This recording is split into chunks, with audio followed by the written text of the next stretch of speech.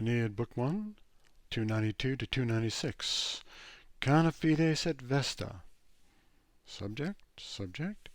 Cana means white-haired or gray-haired, which is synonymous with saying venerated, because they had a lot of respect for their elders. Fides is capitalized there, as is Vesta.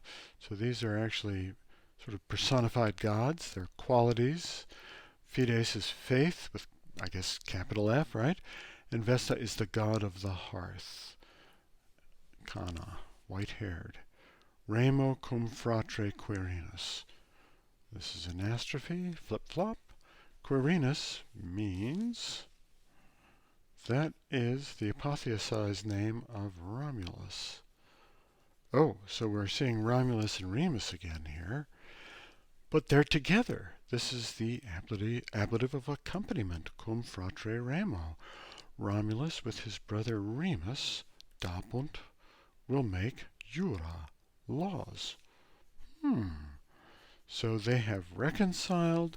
These fratricidal lunatics have come to peace, and they are creating a society based on law. Jura, that's a accusative, plural, neuter. The nominative and accusative of all neuters is always the same in Latin and Greek, and the plural always ends in a. Dira ferat compagibus artis claudentur belli porta. Claudentur, our verb again, is future. And this time it's third plural. Subject is the gates, portae. The gates of war. This is real. The gates of war were actually a pair of gates in the city of Rome. They stayed open for generations while the civil wars raged. And finally, in, I believe, 29 BCE, Augustus closed them and said, we will have no more war. And the Pax Romana began. This is modified by Diri. The dreadful gates of war will be closed. And then a bunch of ablatives here with iron and fitted joints. Some people would call this hendiades 1 through 2 because the joints are actually made of iron. He lists them separately. I don't know. It's just a little bit fuzzy. Next bit here, furor, that's a subject, that's nominative. Let's see how this plays out. Furor is impious, not faithful, not loyal. Intus, within. Saiva seden super arma. All right, we have here alliteration. And I'm going to say